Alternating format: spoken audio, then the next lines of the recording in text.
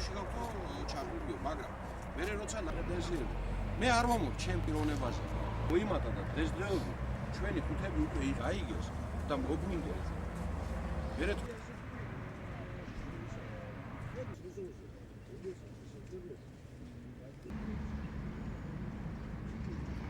თქვენი მახსოვრება აქვს პროგრამაზეაში ოზურგეთში რომ ნახეთ ბაღი.